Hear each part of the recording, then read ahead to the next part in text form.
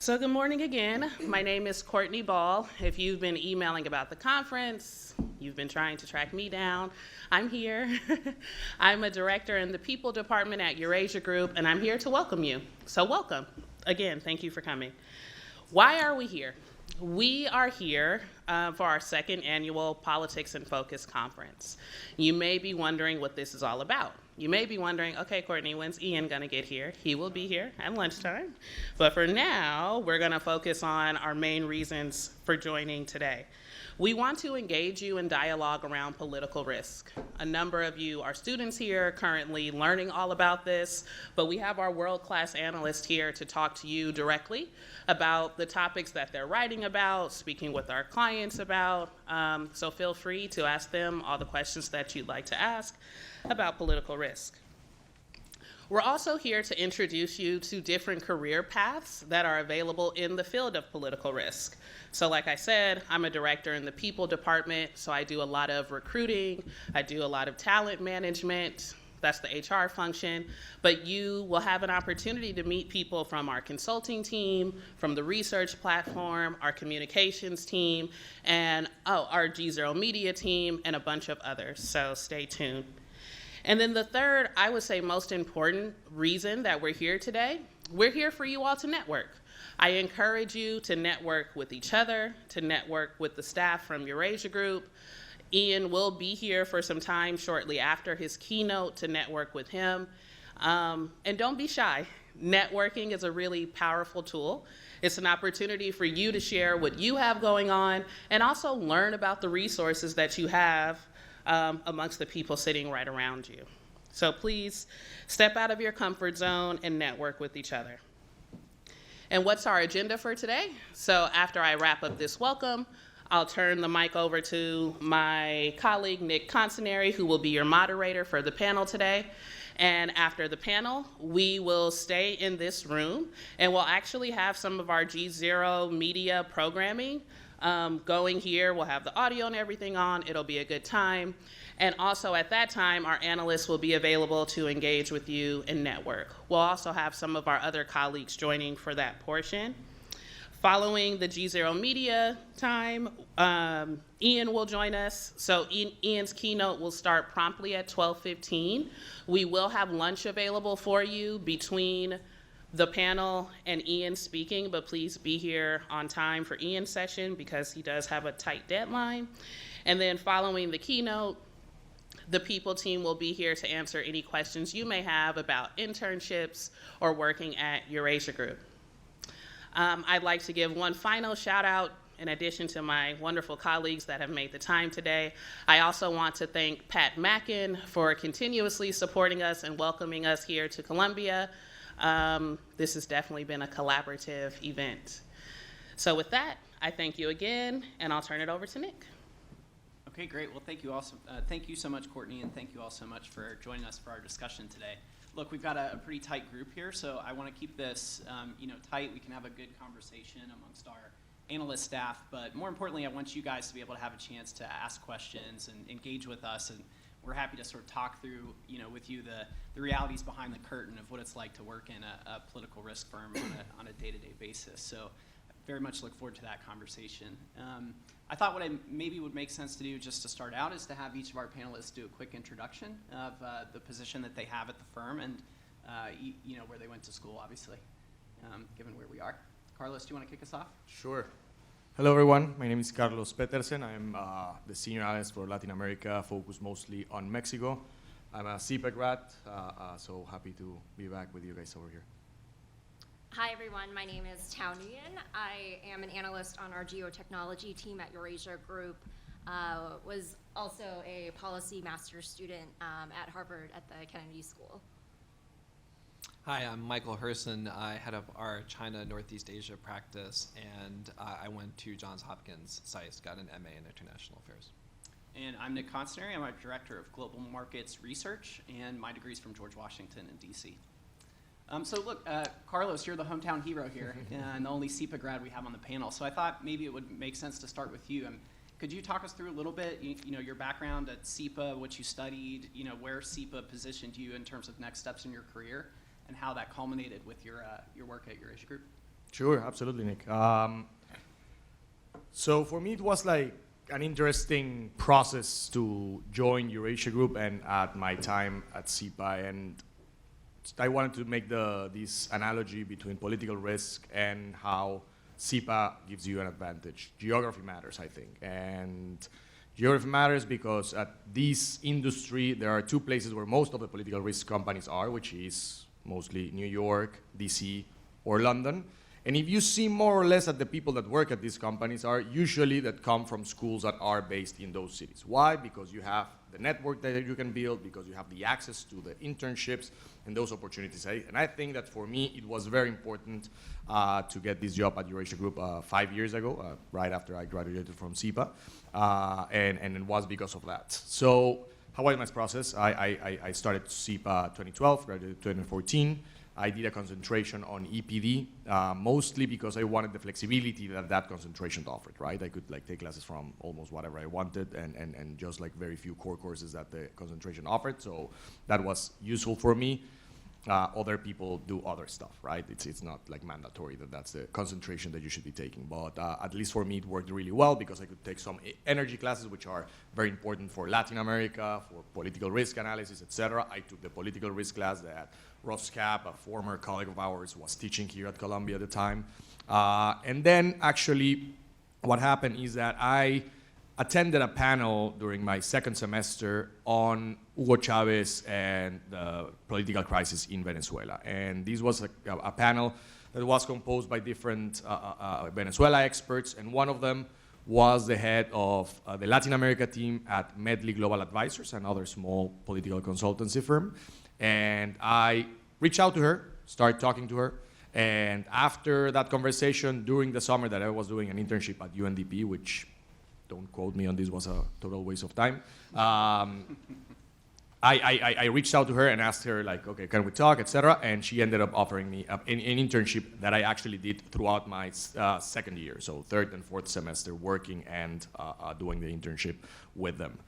That was basically the starting point to get into Eurasia Group because she had worked very briefly a long time ago at Eurasia and knew some of the analysts from the Latin America team very well. So she apparently liked my job and she recommended me to them. And that was what opened the door to me. Again, I think to a great extent it was because I looked for this opportunity. I worked for it, and given the advantage that I have being in a place that you could reach into that, I could join Eurasia Group. So kind of the conclusion of this brief story is that you have a huge advantage to other people around the US, around the world, if you want to work in this industry because you're in a city like New York. And you should go out and try to network with people, not only at the political risk firms. There are several roles that are similar to what we do to some extent. You have the country risk teams at banks. You have other political analysis at the UN, at these international institutions. So I think that you should try to find whatever you're looking for and try to engage as quickly as possible and find opportunities there that then open the door. So I think that was the path that worked for me. Eurasia Group, SIPA was extremely helpful for me also on the coursework that I took, not only because of the content of the classes, but also because of the network that I built. I continue to be in touch with many of my professors. Many of them actually became clients of mine at Eurasia Group. They work at banks, at hedge funds, and places like that, and they hire Eurasia Group services. So I have continued that relationship from a professional perspective, but also from a personal perspective. So I think that's extremely important also to continue building. So that's overall kind of my experience. I want to keep it brief, obviously taking questions later on any detail, but that was like a little bit of my path of how I entered Eurasia. Yeah, thank you. And one thing I wanted to impress on people, I mean, there's no kind of one set path. I mean, you guys are all at SIPA. All of us have international affairs graduate degrees, and obviously that's a very helpful step along the way of getting into the political risk industry. But beyond that, there's a big diversity of paths that people take to get into a firm like EG. And one thing I wanted to talk a little bit about, we actually have on the stage here, we have two former U.S. diplomats at the U.S. Embassy in Beijing, Michael and Thao. Michael is the head of our China coverage, and I wanted to ask you, Michael, I mean, you worked at the Treasury Department, you worked at the Fed, and obviously you're drawing on those experiences every day in your work at EG, but can you talk us through a little bit about your sense of, the government path as a track into political risk analysis and how that your background has sort of benefited what you're doing day to day. Sure. So as I said, I went to SIPA. I was interested. I focused on China, but also finance and econ when I was at SIPA. I was interested in political risk, but I also felt like it would be valuable to gain some grounding in some harder skills, in particular, sort of on the economics finance side. So I had never had any aspirations to work for the government when I was in college, and even sort of towards until the tail end at SICE. And then I had more classmates from SICE or alums who had gone to work in the government, and especially in the Treasury Department. So I spent altogether about 9 years in the Office of International Affairs at Treasury. I think it was a great experience for me. It really suited me also because at Treasury, and I think for the most part in the jobs that you get in the federal government, you're expected to be something of a generalist. And so I did end up spending about 5 years working on China, 5 of those 9 years, but I also spent 4 years working on the Middle East. I spent a year in Afghanistan working for Treasury, and all of those were just really interesting experiences in terms of getting a different perspective and not just being kind of focused on one country. But I think the big lesson for me in terms of people who are interested in political risk, or just really that intersection of politics and economics, is, one key point is that the government careers in that field are not limited to the State Department. The State Department is a great place to work, and Thao can discuss that. But the important thing is the Foreign Service is not the only option that's available to you. All of the key economic agencies have pretty sizable international affairs function. At Treasury, it's about 200 people. In the Office of International Affairs, there's also the whole sanctions side of Treasury, which is very interesting. But the Commerce Department, the Department of Agriculture, USTR, the whole Intel apparatus, which is huge. There's a lot of really interesting opportunities there. So public service was not my original intent, but I personally found it to be really interesting experience, and would definitely encourage people to think about that. Obviously, there are issues with the current administration and how you might think about their policies, and also there's some degree of significant staffing issues and turnover right now, but over the longer term, I think it's definitely something to consider. And for me, in terms of the work that we do at Eurasia Group, it was just very important in terms of having a first-hand really exposure to the issues that we look at. So, when we have a question about how, well, these days, obviously, U.S.-China is hugely topical. And we're going to talk about that. That was something that of course, I spent 5 years working on. Thao worked on those issues as well. So there's nothing that really, I think, beats firsthand experience working on these issues that you're going to be talking about and writing about and analyzing. And how important, just a quick follow-up, how important are the contacts that you've made to your day-to-day work when you're covering these issues like U.S.-China? They're quite important. So I think that's fairly essential. But I think even just having an understanding of how the two systems work and how these issues get worked out is maybe even more important. So, when you think about, how China will respond to some action on the U.S. side, I think for me it really helps to have sort of a mental model of what we think is going on within the Chinese system.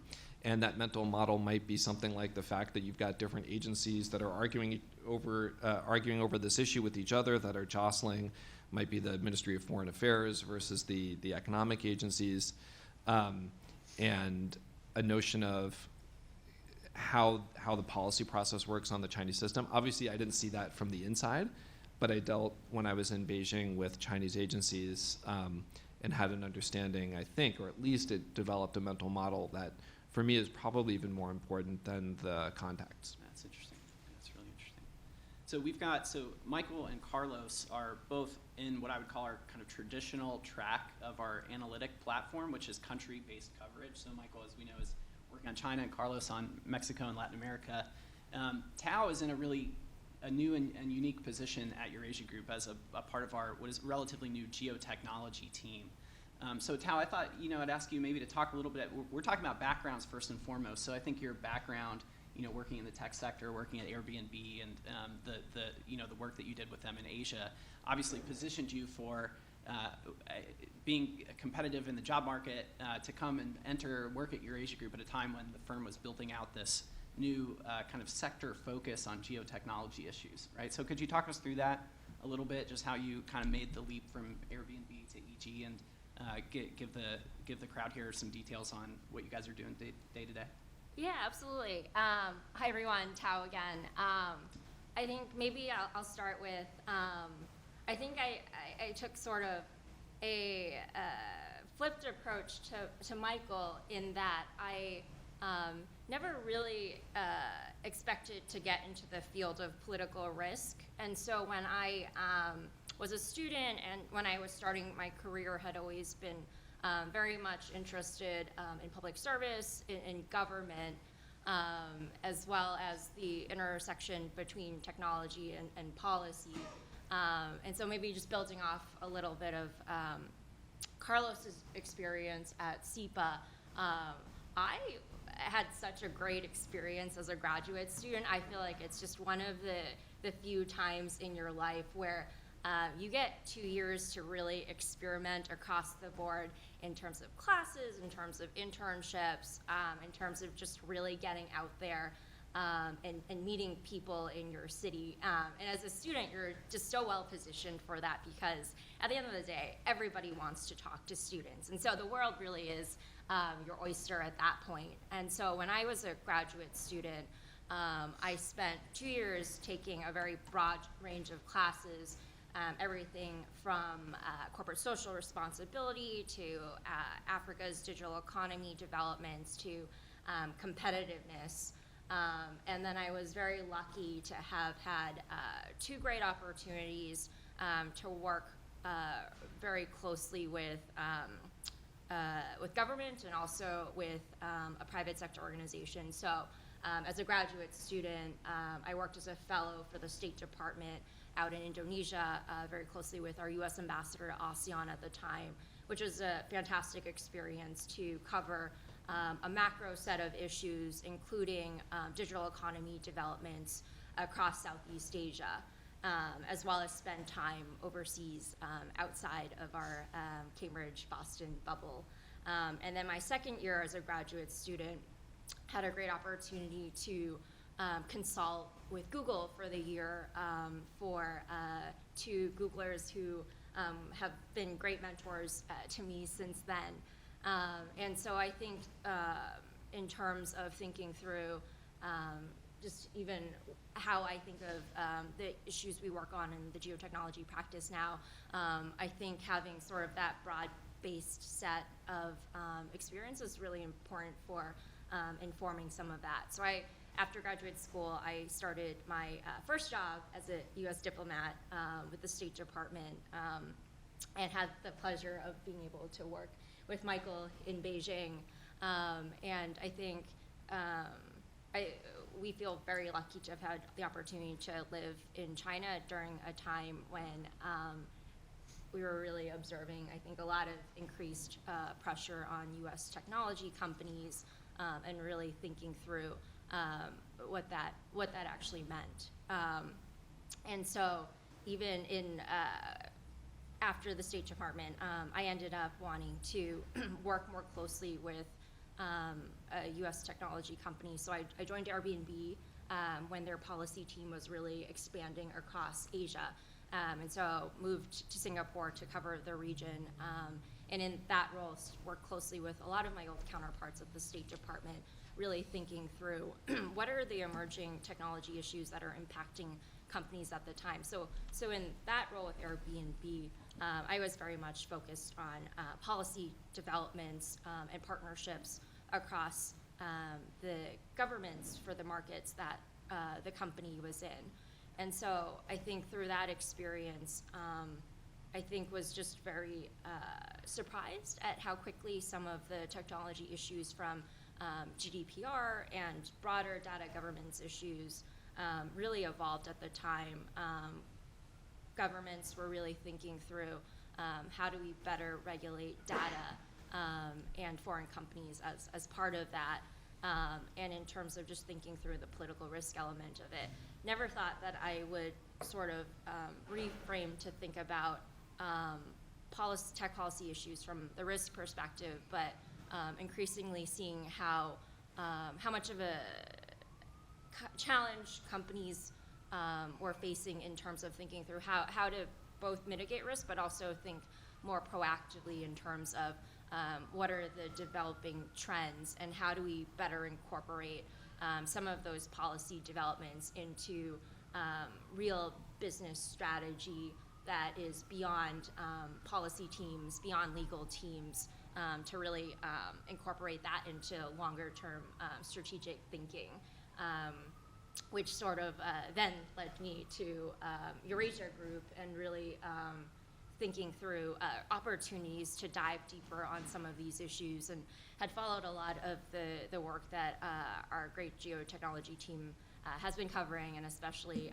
led by our practice head, Paul Triolo. I think you'll see in the news every day, especially I think on the technology front and US-China technology, it almost feels like all news is bad news. And I think one of the most interesting parts of this role and our team is to really think through how do you better distill the information that you're reading in the media and through all of your social feeds that seem very much black and white, and really think through what are the nuanced perspectives there, what is the actual reality, because at the end of the day, that's going to be what's most useful to the clients that we work with, not so much the like everything is bad every day. It's more how do we sort of take a step back and think through what is the reality and what are the implications there. Right. Yeah, thank you for that. It's really interesting stuff. And I think the Geo-Technology team, some of the work that we're doing there is among our most, getting the most traction with our clients and the most visibility for the firm. So it's really fascinating to see that be built out. I want to talk a little bit, I want to get to a dialogue with you guys here around the room. But before we do that, and as you're thinking about questions that you may have, I want to get a little bit to what is, to me, really the interesting stuff and the reason that we all get out of bed every day, which is the content, right? This fascinating, I mean, I'm not sure if there has been a better time to be working in political risk analysis than 2019.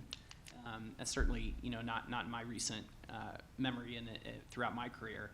And there's so many interesting stories. I mean, the China story obviously is kind of front and center right now, but as Michael kind of alluded to earlier, we've got this massive set of uncertainties around US policy underneath the Trump administration that is reverberating across so many different areas, including a lot of the work that Carlos is doing on Mexico, obviously. So let's have a quick 5-minute conversation here to give these guys a little bit of a flavor of some of our best kind of thinking and what clients are asking us about. I want to start with China, because the China and the geotech, we're kind of right at the center, right? As Thao mentioned, so much of the focus of U.S. pushback against China's economic policies right now is centered in these areas of national security and technology. Michael, what's your kind of base case when a client asks you, so what are you guys thinking about, what's the outlook for U.S.-China over the next 6 months? How do you answer that? Well, we're always doing this sort of pivoting back and forth between thinking about President Trump and then thinking about the sort of structural drivers. And it's tough. I mean, I joined EG right at the time of the election, or really President Trump's inauguration. And I think, and Carlos was already here, we all went through this deliberation as how to think about President Trump. We tried not to sort of psychoanalyze him, but you can't stop yourself from doing it, because we're living on U.S.-China, we're living tweet by tweet, and so there is an extent to which the outlook really is informed by Trump. And so our base case essentially is that we think it's increasingly likely that there will be some kind of truce between the U.S. and China, between Trump and Xi Jinping, because Trump seems to be more concerned about the impact that the trade war is having right now on his re-election prospects and on the economy. But we've been consistently on the skeptical side of thinking about the outlook for U.S.-China, or the pessimistic side. And I'd say that still remains the case, in the sense that we feel like any truce is going to be quite limited in terms of what it accomplishes, and is going to be very fragile, because as soon as Trump decides that the political winds favor a more aggressive stance, this could disappear tomorrow. But I think for now, just given the pressure that U.S. farmers are under and some other pockets of the economy, it's likely that there will be this sort of mini deal, which is not a trade agreement, but would be China purchasing U.S. agricultural products, U.S. taking some modest steps towards Huawei. I don't think any of this leads to a deal. And the underlying, the more important factor, I spoke about Trump, and we can't ignore him. Obviously, he's key here, but we really focus on the underlying structural drivers of the U.S.-China relationship, and all of that is headed in a negative direction. And it's really just because this is now the geopolitical rivalry between the U.S. and China is just explicit, it's front and center, and with China's rise, the U.S. and China are competing in more areas and more geographies than ever before. And the entire, as everyone now is familiar with, basically the entire U.S. political establishment is very antagonistic towards China, and feels like the previous method of U.S. engagement towards China, which I was a part of and Thao was a part of, anyone who worked in the government really until 2016, 2017 was part of, that has failed, with legitimate, I think some legitimate criticism there. So essentially there's this quite volatile personality in President Trump, who is obviously the key decision maker here, but the structural drivers are what we tend to focus on.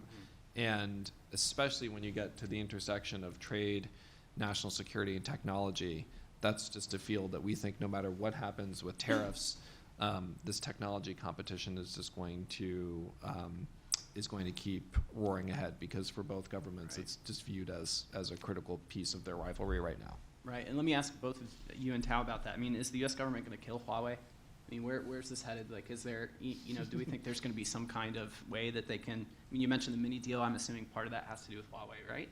But Thao, I mean, how does this all come together? And, what does it mean for our thinking about China's ability to be competitive globally in, like, 5G in the future? Yeah, I think this is obviously a question that we get a lot, and I think one of the key challenges that we see is, well, one, we don't see that a trade deal can move forward without some sort of resolution on the Huawei issue. But I think we still have so many outstanding factors. I think we're still waiting for the outcome of the Huawei CFO, and in Canada, I think we're also tracking and following a lot of key issues in Washington in terms of sentiment. So another actually key question that we get a lot is looking at the upcoming election. Should a Democrat come into office, will this change the calculus at all? And Michael, actually, you speak on this often, but I think beyond just who is sitting in the White House, we have a lot of other factors in D.C. At play, and especially on the Hill, and I think a very much empowered set of China hawks that I think is still very much a reality going forward, regardless of which administration is in place. And so I think my colleague, our practice head, Paul Triello, sort of breaks down Washington in 3 key buckets that I think is really helpful to look at, especially when you think of what's next for Huawei. But he really breaks down some of our DC players into those who are very much pro-trade, in favor of moving forward on some sort of deal. So you have USTR, you have Treasury. The second bucket we look at is the supply chain nativists. So those who are in sort of enforcing a harder Chinese stance, believe that they're able to bring supply chains and U.S. production back to the U.S. And the third bucket that we look at is sort of, how does Paul put it? Sort of China as a moral, sort of existential threat. So no matter what happens, there is really no, I think, good scenario in the China context. And because you have those three different factions within the U.S. government and no clear strategy around China and especially Huawei, we don't see a resolution coming anytime soon. I don't know, Michael, if you want to add to that. No, let me, no, that's good. I think, that Or covers Nick, it. if you want to add to that. No, I don't, I think I agree with you. I wanted to ask, though, I wanted to switch to Carlos, though, because I want to get our crowd favorite a little more airtime here. And look, in my role as director of our global markets coverage, I mean, a big part of what I do every day is we try to look at what's going on in financial markets, and we try to understand where are the dislocations between where financial markets seem to be pricing political risk today and where our views are on those different countries or issues. And one of the areas where we see a big mismatch right now is in Mexico, where we've been making this argument that we see a little bit of an underestimation of the political risks around Mexico in the markets today. And Carlos, it seems like this has kind of come to the fore now with Pemex and there's all these questions about the government's fiscal, the budget for 2020 and kind of fiscal solvency more generally. And what are you telling people about Mexico right now? I mean, what's the major takeaway? Is AMLO going to be able to manage through this stuff, and how does the Pemex story play into the outlook? Sure. I'm going to do something that you're not supposed to do whenever you're talking to clients, which is not answer the question right away. So think about that whenever you talk to a client, you have to answer the question. But I think that something that is very important of what Nick is asking is the type of questions that we are asking ourselves, which have to be all the time forward-looking and market relevant, because we are not a think tank, we are not an NGO, we are a private company that works with private clients that have to make decisions on their businesses, right? So we have to think about what impacts them directly, and these questions on the markets, on how their different assets, Pemex, Mexico, China, whatever, are priced in, is really important. So I would give that as an advice that you, moving ahead at SIPA, et cetera, think about these issues. Think about how you answer those questions in a forward-looking way and in a market-relevant way if you want to work in this industry. Now, going back to the question, here's related to what Michael was saying before. We look at the structural thinking of the government, how a government reacts and behaves to try to answer these things, right? And for Mexico, I don't know how familiar you are with the current government and the way that things are evolving there. The president, Andrés Manuel López Obrador, is a person that is actually very strongly driven about his principles and the things that he believes are a priority to him. And one key priority to him is the energy sector. He thinks that the energy sector in Mexico should not be open to a broad participation of the private sector, to competition in the fashion that it works here in the US or other developed economies. He thinks that it should be used as a leverage for development of the country, right? He thinks that the state should be in control of it with some participation of the private sector. The problem is that Pemex, the state-owned company, has been suffering from mismanagement, corruption, and a lot of inefficiencies for a long, long time, and this has caused production to continue collapsing for the past 15 years. Now, Pemex and oil represent 15% of the Mexican's budget, and it's really important for the economy and for, in general, the stability of the public finances. Therefore, a policy that actually doesn't allow Pemex to find different ways of financing itself, finding resources, and trying to fix the structural issues it has, in the end can hurt the sovereign, the government, and in general, the fiscal and financial stability of the country, right?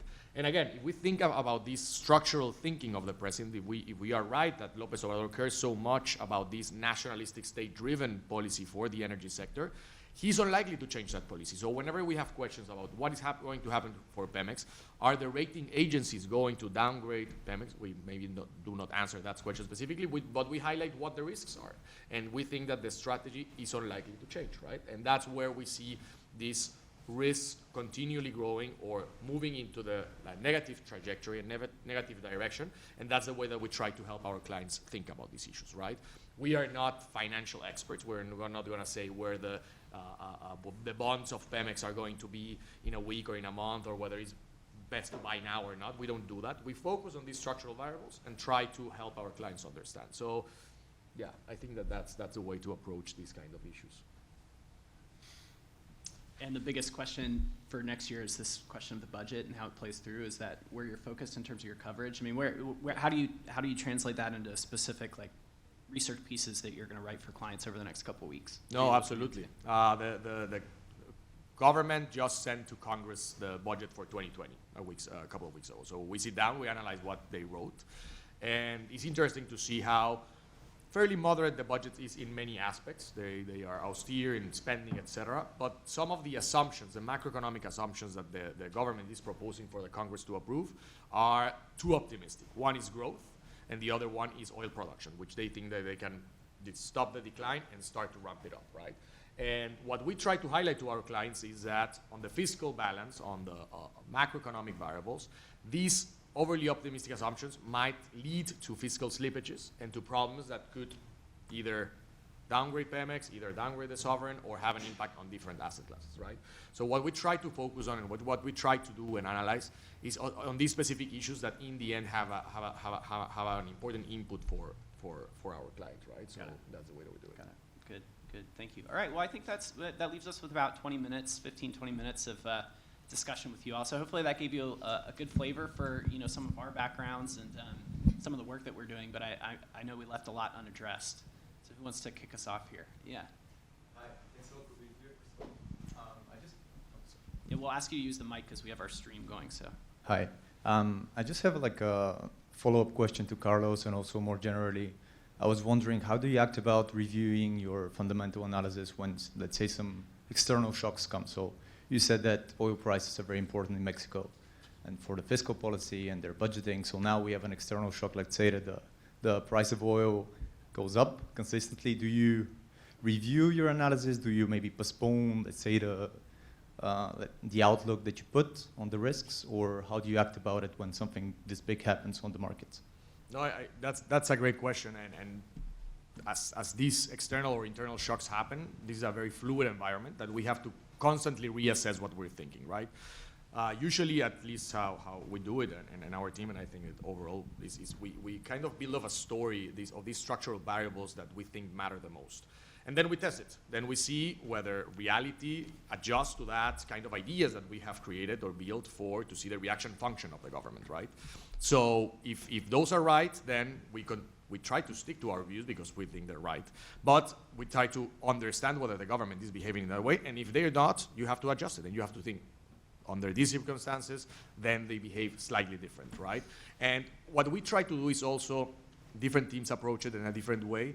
And we have different clients that actually analyze the reality and use this information in a different way. So in such a short-term shock that might not last or could last for a long time, we'll see, we have clients that are like assessing what's going to happen today with the exchange rate, with oil prices, in general terms. Are others that are looking at more like a long-term trajectory, right? So we have to assess that and try to convey our views and our opinion about these issues in a quick manner, in a swift manner. But also we have to think about the longer term, right? So my answer to you is yes, we assess this, we reassess it, we try to adjust our views to whatever the reality is changing because it's constantly changing. But if your kind of like framework that you're using to analyze a country is correct, then you shouldn't need to change that much. But obviously we are working with incomplete information, with a very like changing environments, etc., which makes us and forces us to assess it. And something that is very important is we constantly have to, it's not accepting, but like showing and telling our clients where we were wrong.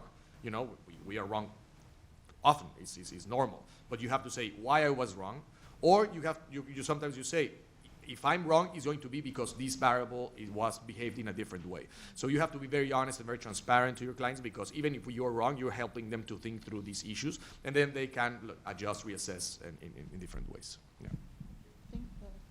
Got it. Here you go right here. Hi, thank you so much. I was wondering, I have two small questions. The first is for Mr. Hirson, pertaining to East Asia more broadly and also the relations with the US. How do you see the the current situation with North Korea playing out in the case of a continuing Trump presidency or not, considering the events of the last few days even. And my other question is more technical. For those of us who are graduating students, we're very interested in what an entry-level analyst would be able to contribute to at EG. That is, what kind of deliverables would you be working on? What would the day-to-day look like? What tables are you sitting at, and what conversations are you participating in, sort of in a more day-to-day level? I can take the second if you want to take the North Korea. Sure.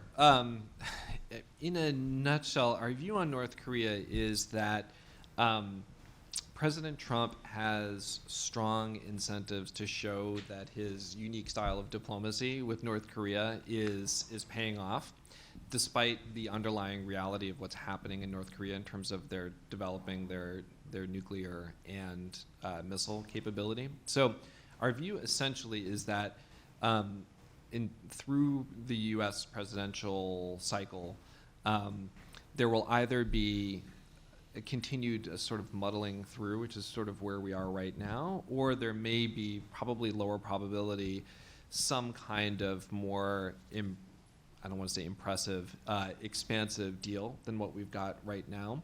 But that this deal, any deal, if it does take place, is not going to really resolve the underlying issue of forcing the North Korean regime to give up their weapons. So when we look over the medium term, I think especially if there is a second term for President Trump, then essentially the U.S. will have to recognize that North Korea, sort of officially recognize and act on the assumption that North Korea is a nuclear power and accept that. And then we move into sort of a different phase of how the U.S. and its allies treat North Korea, which is really going to be about containing the threat rather than the effort to force Kim Jong-un to give up his capabilities. And on your question about the entry-level jobs, I mean, I would say, so my own background, I didn't talk too much about myself today, but I started at Eurasia Group in 2008, right out of graduate school as an entry-level associate. I worked my way up from associate to analyst, senior analyst, director, and ultimately left the firm for a few years, and I've just recently come back as the director of our global markets research. And I just bring that up just as a representative kind of path. And there's no one, and we talked a little bit already about how there's no one path, for anybody to come into EG or to move, through the company. But I would say my experience was that these entry-level jobs, that there very much is a very clear upward pathway that, you come in at the associate level, on a day-to-day basis, you're doing a lot of the hard, nitty-gritty research and analytic work to support the coverage of the firm. And, the reality is that's going to be differentiated depending on, your experience as an associate will be differentiated depending on the country or the topic or issue that you're covering. If you're in our Africa practice right now and you come in as an associate, you may be covering like 5 or 6 governments on your own. If you're an associate on the China team, Michael's team, you're going to be covering one piece of a much bigger story. And that piece may be, China's macroeconomic policy orientation, or it may be foreign policy, or it may be something else. But there's no one kind of set model across the research platform for how an associate is used. But the general reality that's true for all of them is that they're critical inputs into our research process. A lot of the work that we do on the data side is supported by our associates and entry-level analysts who will spend more of the time like gathering the information, going through primary source materials that is then distilled up into a broader perspective from by the research leadership of that team. So, we put another thing I'll say, is that we put a very strong emphasis on analytic development across our research platform. And, our research platform is big, but it's not huge. We're talking about maybe 70 people. And so the opportunity, even at an associate at an entry level, to be directly engaged with our senior-most analysts, not just people like Michael at the practice head level, but even our director of research and Nguyen as the president of the firm as well, or the owner of the firm as well, are all involved in this discussion about what our big views are, what we're going to be saying day to day. And I think you'd find that the opportunity to interact across all levels is very, very high. Yeah, back here. This guy's had his hand up for a while. Thank you. So more of a general question for the panel, but referring to Ian Bremmer's formulation that an emerging market is one where political risk is as important as the financial fundamentals. Given the amount that we've been talking even just today about the impact of U.S. policy and the upcoming election on all of these different regions and market outcomes. Is it fair to say today that the entire world is an emerging market? And if so, what does that mean for, beyond just a greater opportunity for the field of political risk? Yeah. Well, Carlos, do you want to, I could take an initial crack to say that, when I started at Eurasia Group, we didn't even have a U.S. team.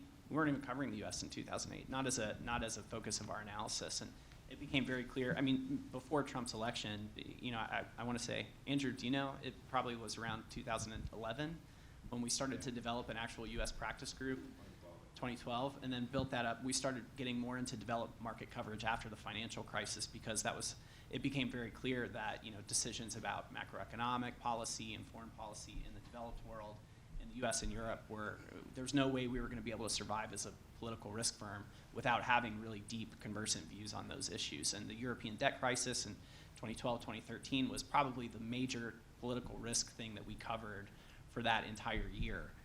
So now I would say we probably emphasize, we definitely emphasize less this distinction of being just focused on the emerging markets, however you define them, and more about having global coverage around the world on the political risk issues that matters to markets and to our clients.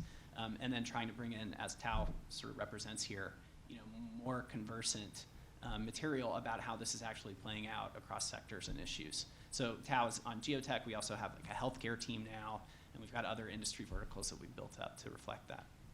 Did I miss anything big on that? No? Okay.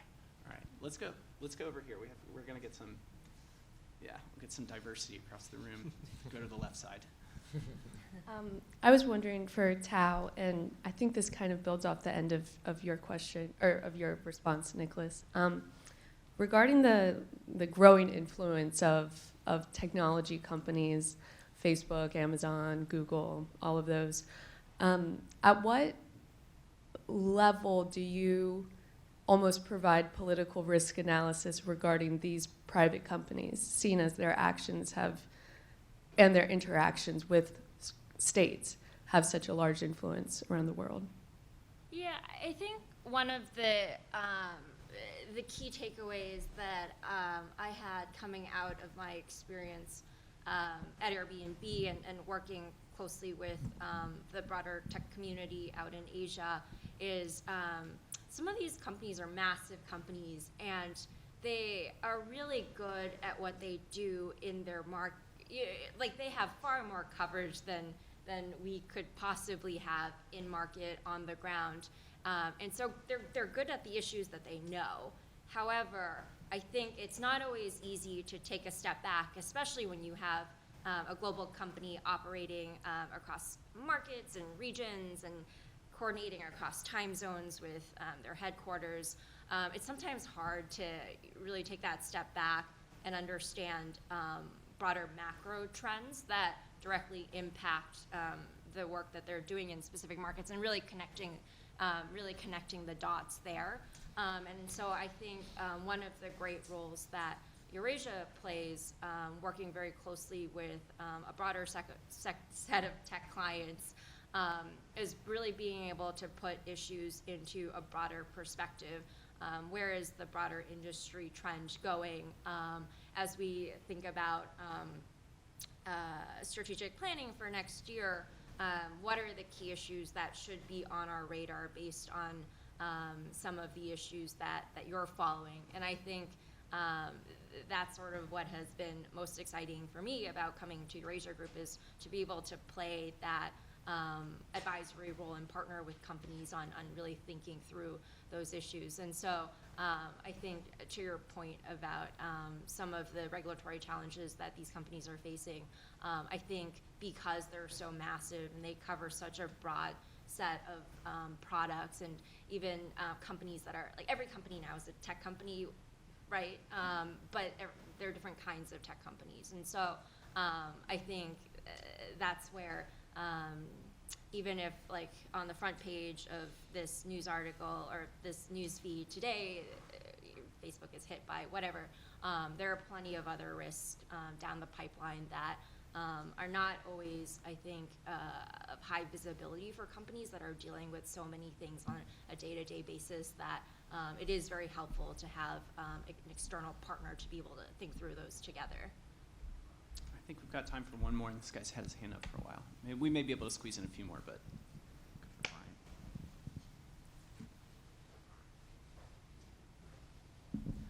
Thank you for being here, first of all. I was just interested in understanding more about the work you specifically do. So, especially what types of clients come to Eurasia for your products and services, and how is the work you do different from their own political teams that they might have in their own companies, and what's the specific added value that you have as a political risk company? Thanks. Michael, Carlos, do you guys want to? I'm happy to start, and obviously anyone else fill in. So our client base is basically at this point in time split roughly in half between essentially financial market clients and corporate clients. And different practice groups will have a different share of that, in that some probably something like, I don't know if I'm speaking out of turn, but maybe Turkey will have more financial market clients who are trading Turkish assets than corporate clients who are coming to the firm for a strategy for entering Turkey. For China, I would say it's probably about half and half. And the corporate clients, well, the financial markets clients will be hedge funds, but also larger long-term pension funds. It's a mix there. Corporate side, very diverse, many different sectors represented. And with the financial market clients, it tends to be a familiar set of questions. They're all looking at roughly the same set of issues. With the corporate clients, it's much more diverse in terms of the questions we get.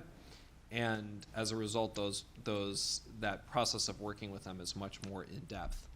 We also have, as part of the firm, an in-house consulting team that when a client comes to us for a question that really involves not just understanding the risks or the political dynamic, but the specifics of how it impacts their firm and how they should work, how they should integrate that into their strategy, then usually the regional team or for example, Geo-Technology team would work with the consulting team. So it would sort of be a blend of the mostly macro level analysis that a team like mine would do with the in-depth focus on the implications for the specific business that the corporate consulting team would do. So it depends on the nature of the question, but we have all of that is to say we've got a quite diverse group of clients and different ways of working with them depending on their size and what their needs are.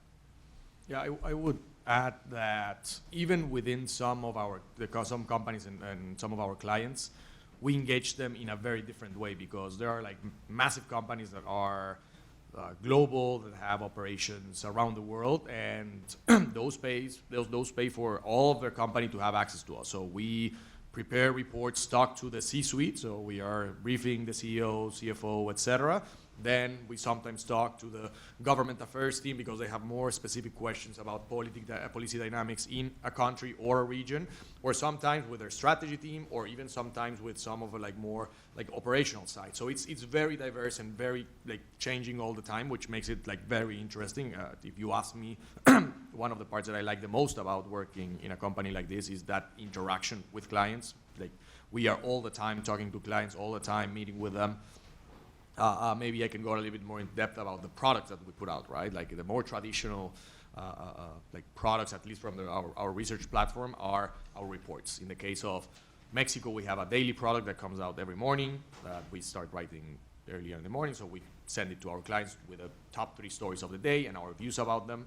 Then we have reports, notes that go whenever there is something that will happen or has happened. So an election, we make a call, we say who we think will win or not, and we are constantly updating our clients through these notes. And then we have other products like a weekly report on Latin America. There's one on China as well. The Geo-Tech monitor that is also writing a weekly story about the most important issues. And that triggers conversations. You cannot cover everything on a report, right? And that goes to an email or to the platform, our internet website, that clients sometimes look, sometimes they don't. But what you have to do is then engage with them. Send them an email saying, we put out this report, making a call, organizing a conference call. And that's the way that we provide, like, I think that value added. And that's like one-on-one conversations that we have. Okay, well, thank you for that, Carlos. And I think we're at the end of our time here. So I want to thank you all for your attention and for engaging with us in this panel. I think, as Carlos kind of said at the end, I think we all sort of share this view that, look, we're passionate about political risk. We're really excited to wake up every day and work with our clients to try to help them understand these incredibly complicated and interesting issues that they're facing around the world. And that's really what we're about every day. So hopefully this gave you all a sense of that. I think some of us are going to stay around and take some questions. And I know, Courtney, we're going over to another really exciting new piece of the business, which is our G0 media arm. So we're gonna leave you in Courtney's good hands here. Thank you very much. Thank you, Courtney.